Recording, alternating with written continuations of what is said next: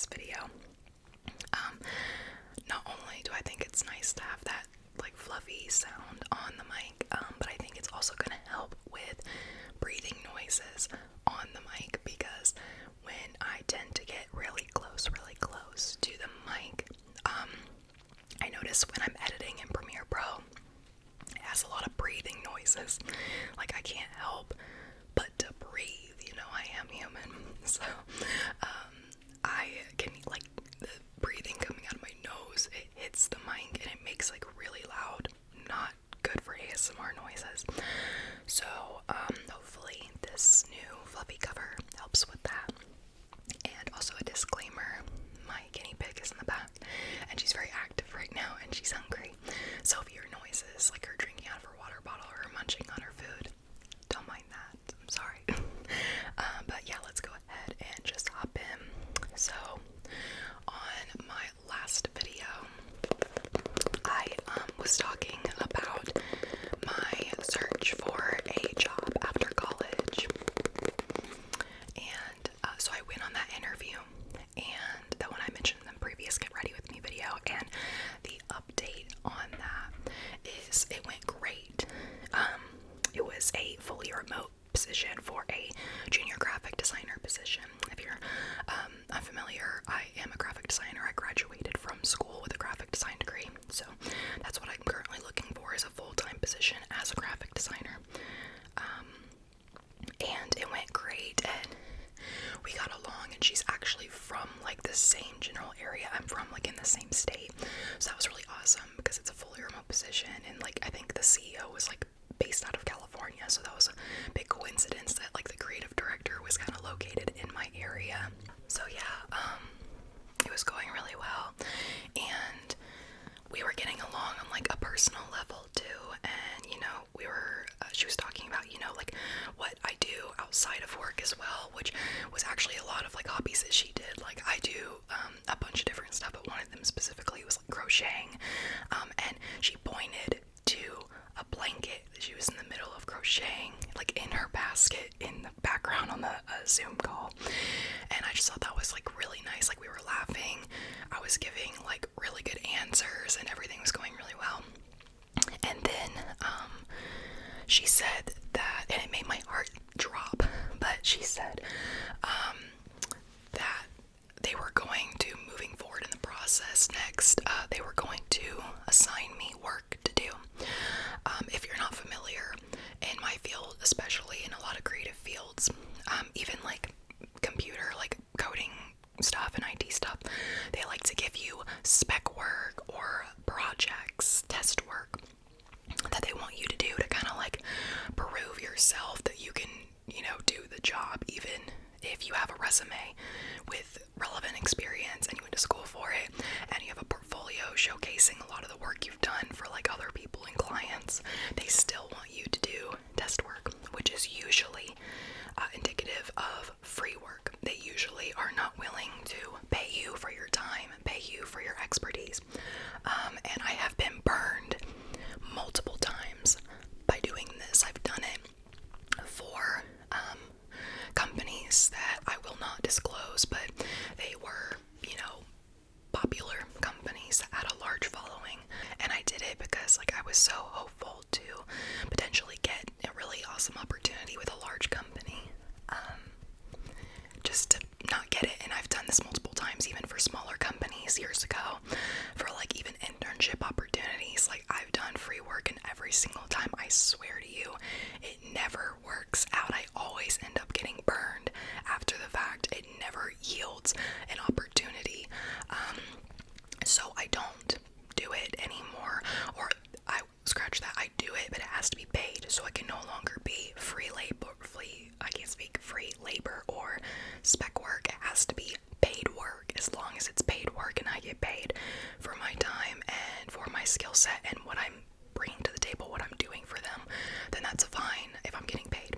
So my heart sank when she said that, and I immediately thought I was going to have to end the call. And then she said, and of course it'll be paid. We value, you know, your time and you know, such and such, and we, you know, you deserve to get paid. And so then I was like, oh, okay. So then I like continued with the call, and I was like, I appreciate you, saying that. That means a lot. That's, great for your company that you're paying people to do these projects that you're requiring that you're going to pay them for that. That's, that's a major green flag. So, I went forward with it, and she said that she was going to send me the test projects in a couple days after our interview. And so I waited, and that day came around, and I never received anything.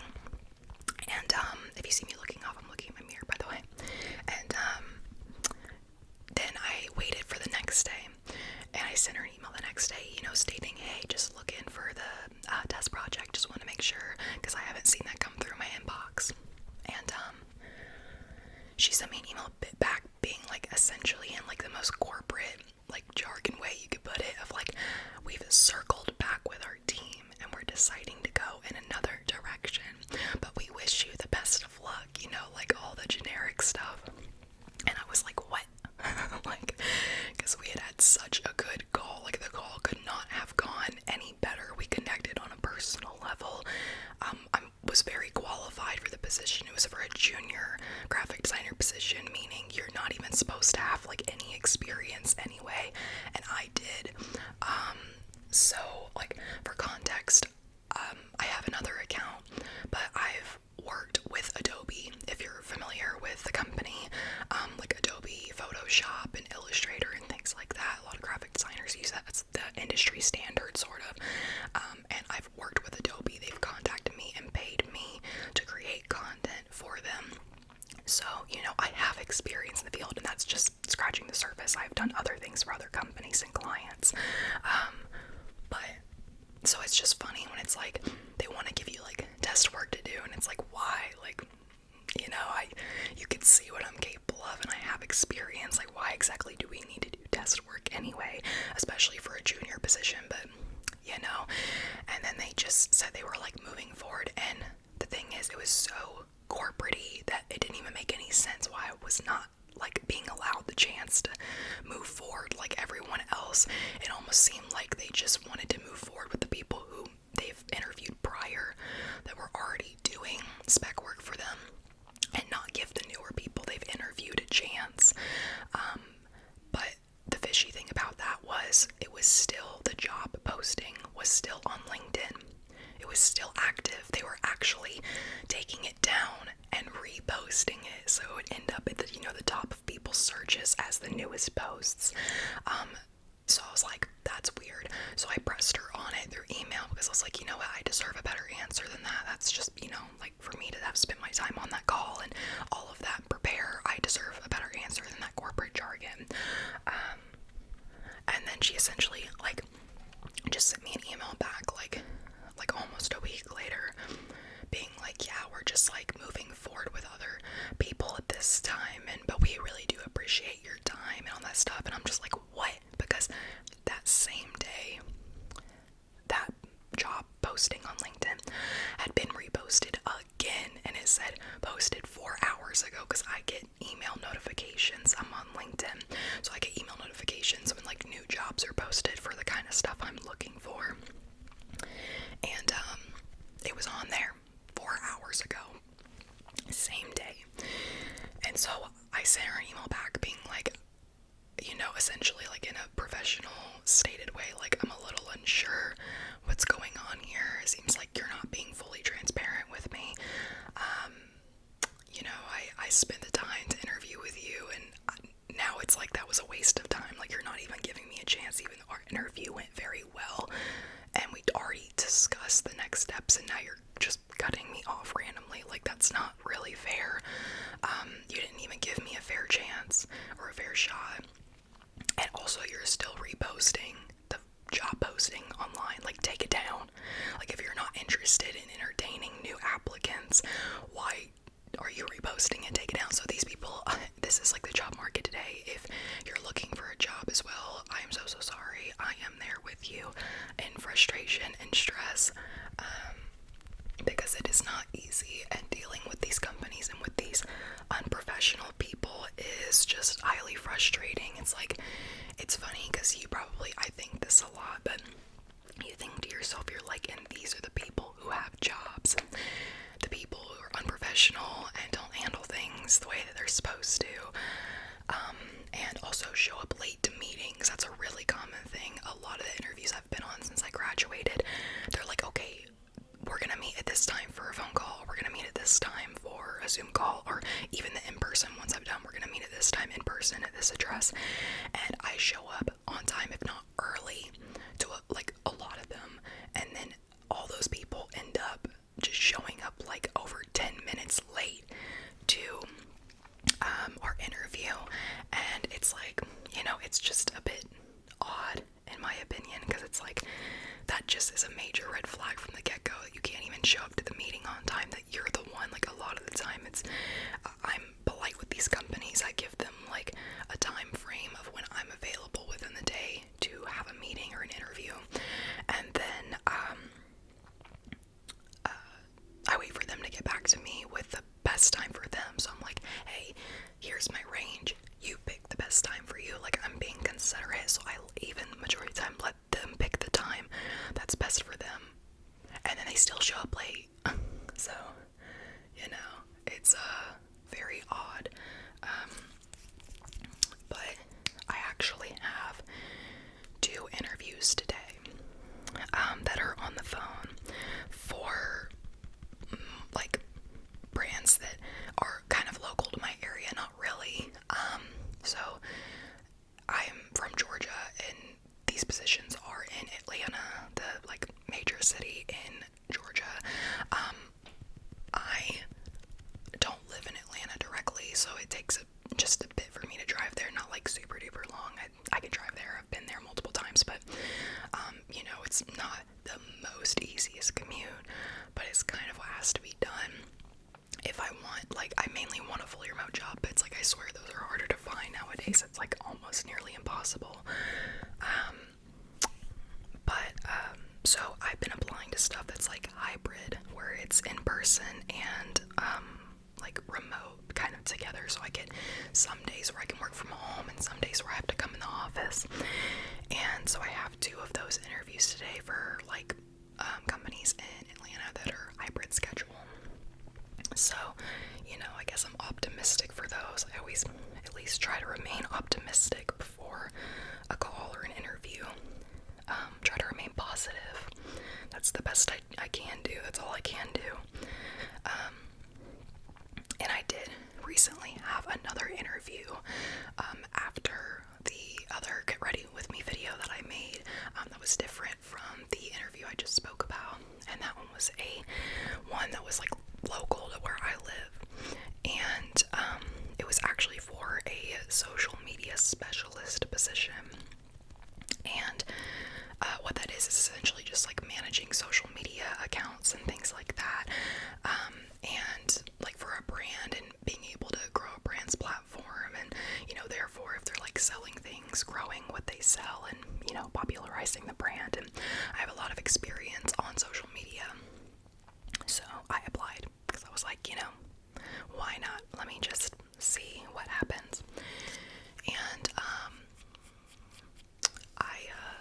they called me in for an interview, and the first interview was like confusing because she started, like when I got there, she started reading out a job description, or like things I would be doing that I was like, this doesn't sound like the job description. And even before that, I had to have an initial Zoom interview call with a different person from the company before I even got to go to like the second round in person.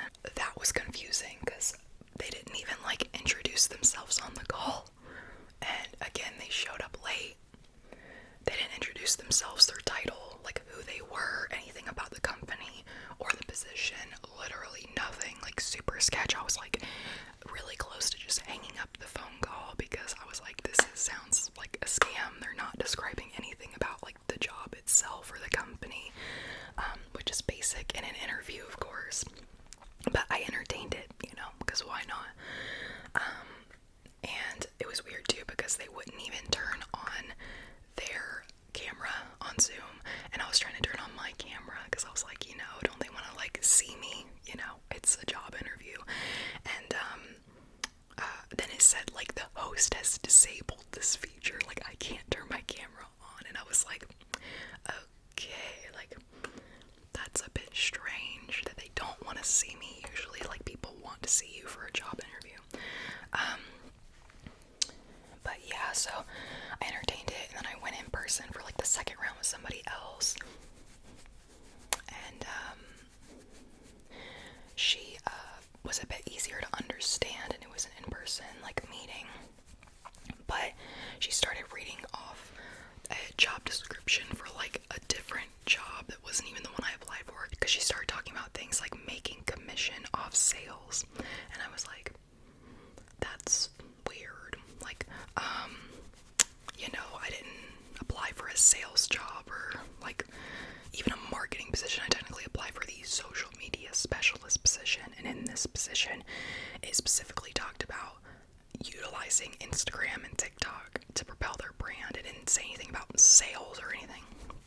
So I kind of was like confused, and I think she saw that I looked confused, and then she stopped and was like, oh, did you apply for like the e-commerce position? And I was like, no, I applied for the social media specialist position. And she's like, oh, okay. And I had to like pull up different papers. It was just so bizarre. It was like this local place that was like this super small sketch building. It was just, the whole experience was so weird. But again, I entertained it because why not? You know, if it's a job and it pays, whatever.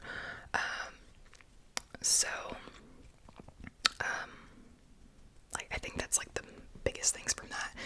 And so it's like creating social media content, managing social media content for this job. And so I talked to her about that because I have a home office setup where I have a very, very nice setup, dual monitor setup with a very powerful PC and a tablet and color accurate monitors, like everything I need to create social media content and graphic designs and things like that. And it didn't seem like this facility was like updated or nice or anything. It didn't have anything I needed to do my job successfully for that type of position. So I discussed with her at least a hybrid schedule, because they also mentioned it in the initial call, the one that was like the Zoom call. That guy started talking about something about like hybrid remote. It was a little hard to understand him, but that's also why I asked. I was like, you know, due to the nature of this job, I wanted to discuss a hybrid remote situation so I can actually do my job successfully.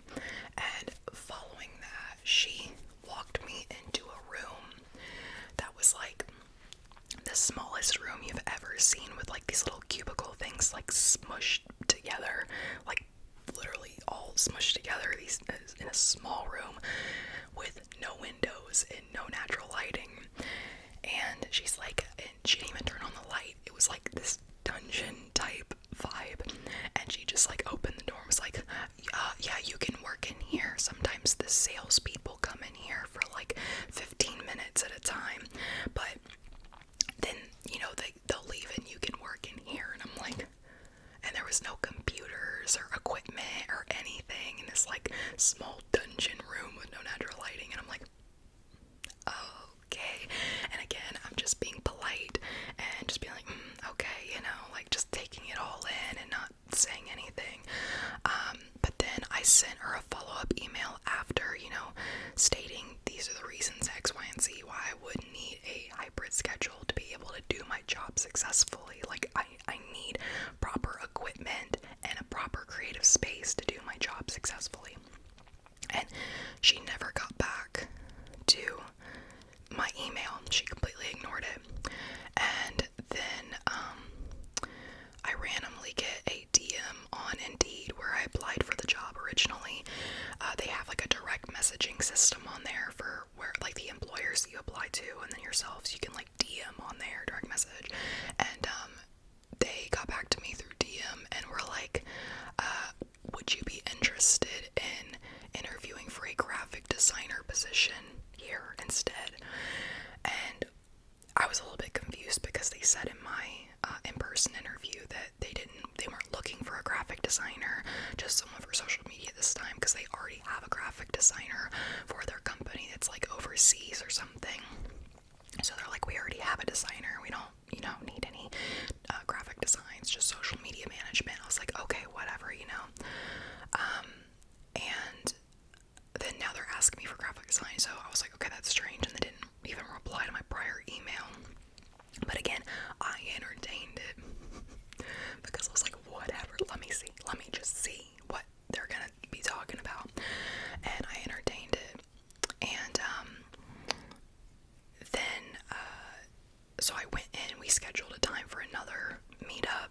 person, and I went in, and then I met up with the same lady, but this time there was a man there that I think was the guy on the original Zoom call where it was hard to understand and hear him, and I like couldn't see anybody. They wouldn't let me turn on their camera. And I remember we started to discuss like my graphic design qualifications and all these things, and no offense to them, but they're a bit older, so they didn't really understand a lot of the stuff that I do. So I had to like spell it out for them and like in depth explain to them what I do, and which is fine, you know. I mean, it's a bit of a red flag, but again, I was just going with it.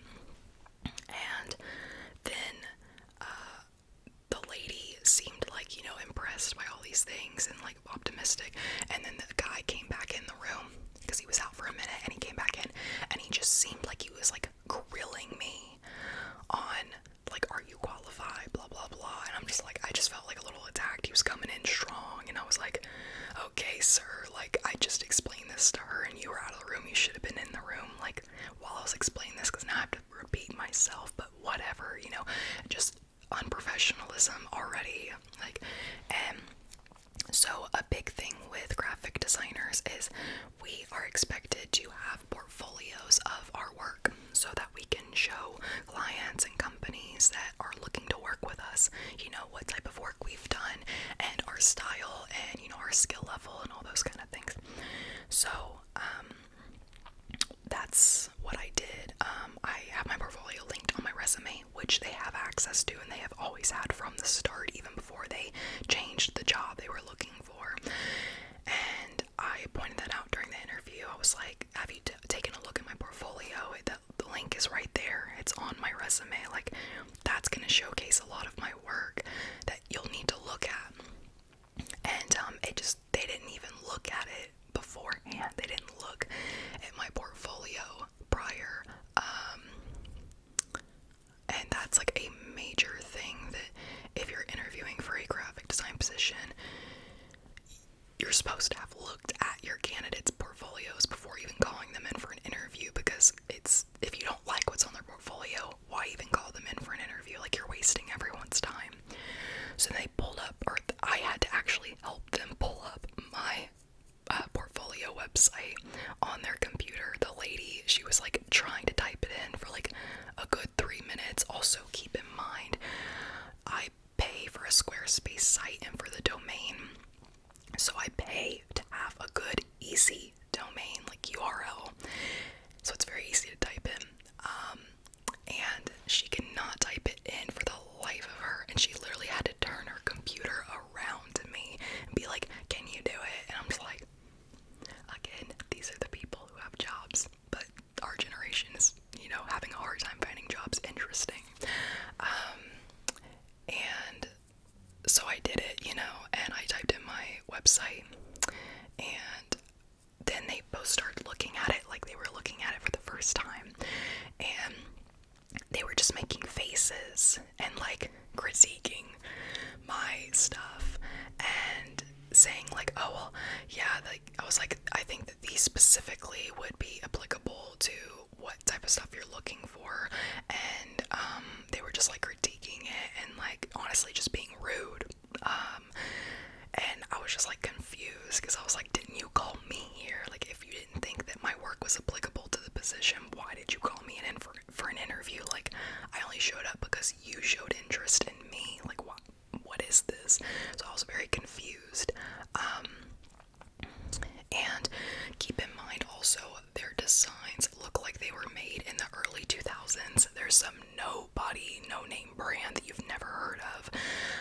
And their designs that are made by their other graphic designer overseas are like, they literally look like they were made in the early 2000s. Like, they were made from like Microsoft stuff, and it's super generic looking and outdated and ugly. It's so bad. And they looked at my stuff, which is more in line with today's graphic design trends. I went to school for it, and I'm a young person, so I like follow graphic design trends a lot more than like the older generation might. So I'm actually up to date with what is like going to catch people's eyes and attention in today's time, not from like 2002. But but they looked at my stuff and they were like making faces and being rude, and I was super close to just kind of like going off on them because I was like, this is just so ridiculous that they've like wasted my time this much. And then the guy looked at me and was like, we're gonna have to make her do test work. And I was like, I'm sitting right here. Like, it was just very passive aggressive and rude, the energy, and I was just not liking it. And so I immediately, like, sat up, postured, and was like, is this paid work? And I asked if it was paid immediately, because like at that point I was not playing around. And the guy just kind of looked confused and was like, we'll have to get that approved. And I'm like, oh my god, like I was just already over it at this point. So he pretty much wrapped it up from there. And I sent them a follow-up email after stating that I'm no longer interested in the position, and good luck to them in finding the right candidate, because it ain't gonna be me. And kind of like critique the fact that they were unprepared for the interview, that they didn't even look over my portfolio prior and things like that. So I definitely provided them with some feedback, which I'm not sure if they'll take to heart, but whatever, at least I said it. But yeah, now I have 2 interviews. Like, fast forward to today. I have 2 interviews today. So we'll see how those go. Just cross my fingers. They're just phone interviews right now, but they're hybrid positions. So we'll see how those end up going. Maybe I can make another video if you guys are interested in like these little chit chat videos about my life and spilling the tea. I can make another video updating that. I will say, it sounds like a really awesome position, awesome opportunity. The only thing that's like, so I won't be moving into like my own apartment until I get all of my job situation, like sorted out and start somewhere full time, because I do make money off social media, but it's not enough. It's not enough for me to feel comfortable paying for rent in this economy without a full-time job. I just really, I don't make enough off social media to feel comfortable paying my bills off of that alone. It's really great, like, side hustle income right now for me. Who knows, if I grow this YouTube channel, this may be able to be my full-time job. But for now, I'm definitely just looking, to work somewhere, make a paycheck, doing what I'm passionate about, and being able to afford my bills off of that. So I've been looking at apartments, and I actually did a tour just to check one out. But if I get this job, my location of where I work or where I live might have to change slightly, just a bit, maybe a little more. I don't know. I'm not 100% sure, because it's like an hour drive to get there in Atlanta traffic. And if anybody watching this lives in the area or lives near Atlanta, if you know, you know. Nobody wants to sit in Atlanta traffic. It's awful. It's so bad. Compared to so many other major cities, Atlanta traffic is bad, and it's scary. It's scary, and I don't like driving. Okay, I like driving if it's a nice simple drive where I can just turn on my music and chill. But if it's Atlanta traffic in rush hour in the morning to get to work, I'm panicking. You know what I mean? I'm a little anxious in my car. This is exactly why I need self-driving vehicles. I also drive a car that has no safety features, no backup camera, no nothing, because I own an old car. I mean, old, it's 2006, but old enough to not have any of the safety features. So, it doesn't tell me if I'm about to run into a pole. I mean, I shouldn't really have to have that to tell me to not run into a pole, but it's just kind of nice to have, because sometimes stuff's in your blind spot, you can't see it, so you need the little car to go beep beep beep beep beep beep beep beep beep, beep to tell you, hey, don't run into that thing next to you. That's pretty helpful. So yeah. That's why I need I just wanted, I'm not even a car person. I'm not some car enthusiast. It's oh, I need this model car. Oh, I love it. I don't care. I am so not educated on cars. It's not even funny. That's not my thing. That's my boyfriend's thing. He loves cars. But for me, I'm like, I just want to get from point A to point B safely. That's all. I don't care. I'm very appreciative that I even have a car. Like, I really, really am, because I've had some scares with my car and had to put it in the shop and pay hundreds of dollars to get repairs and all these things. And, you know, that's never fun, because ideally I don't think I'd be able to afford a new car at this time. You know, who can?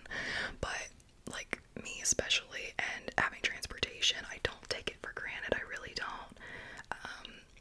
But it just would be nice to have safety features. That's really all I mainly want. I mean, a nicer sound system would be great too, but safety features is like my biggest thing. I just want to be able to drive safely and get where I need to go safely with no one getting harmed. That's the biggest goal, you know. Almost forgot. Blush. Blush, blush, blush, blush, blush.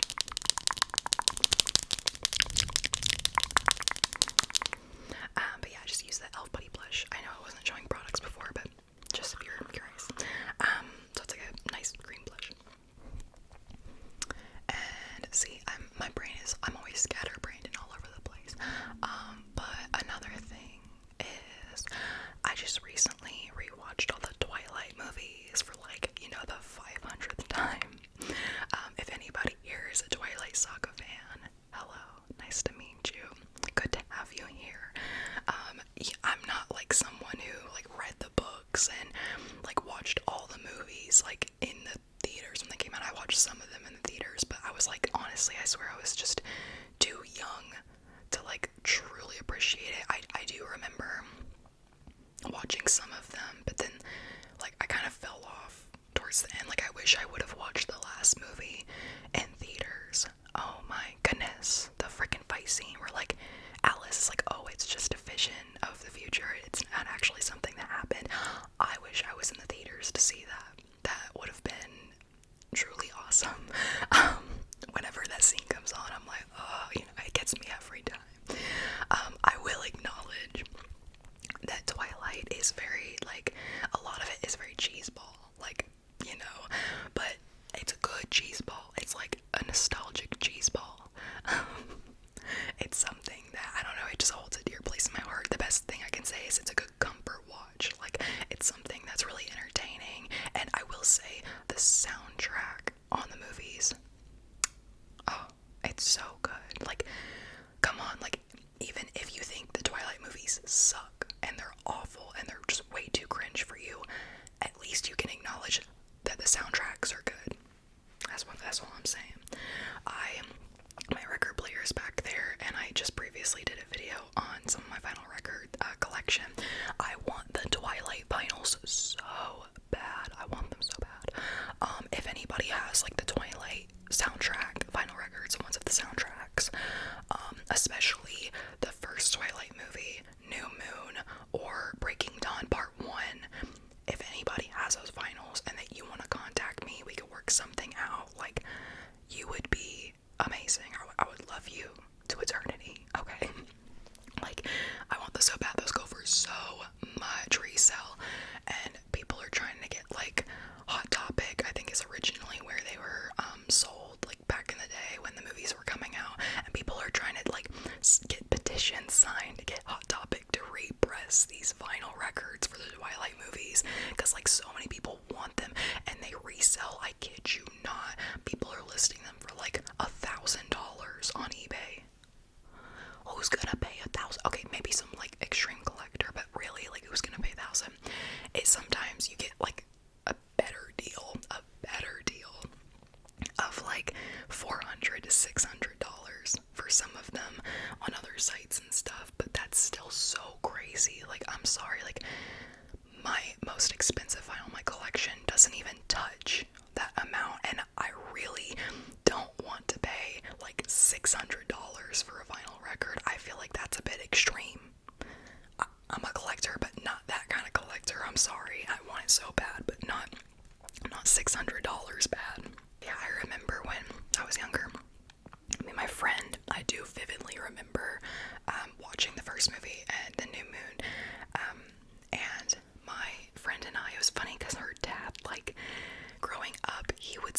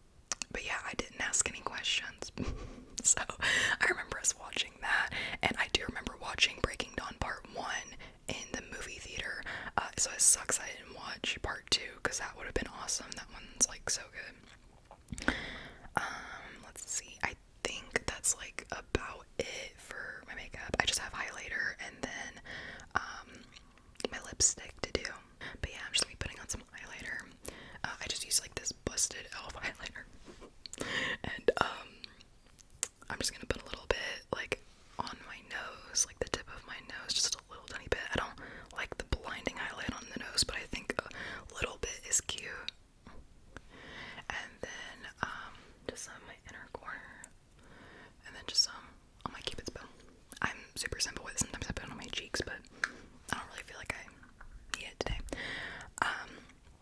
And then this is a different lipstick than I used from last time, so I'll go ahead and show you here. It is the Revlon Shine. Yeah, the Revlon Shine and 014 Glaring Coral. If you can see that. These went viral on TikTok for a bit. So they sold out like super fast. And then Revlon stopped selling them in stores. So I was driving around to all my local drugstores, like trying to locate these things. And they had like a decent amount in stock at my most local, like CVS. But they just didn't have like the specific color I was looking for, so I got this one and some other ones, but I actually will say I love this one. Like, if you can find this one still, the Glaring Coral color, it's beautiful. If you love, like, you know, a peachy orange color. See, look at that. Isn't that just, like, beautiful? Come on now.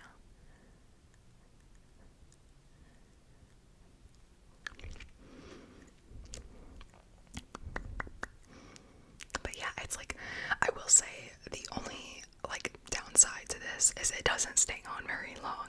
It's a beautiful, beautiful color, but it's, see, as you can see, it's a shine. It's like a shine formula, so it feels very lightweight, very it's, you know, the opposite from matte. It's a very like glossy color, so it's very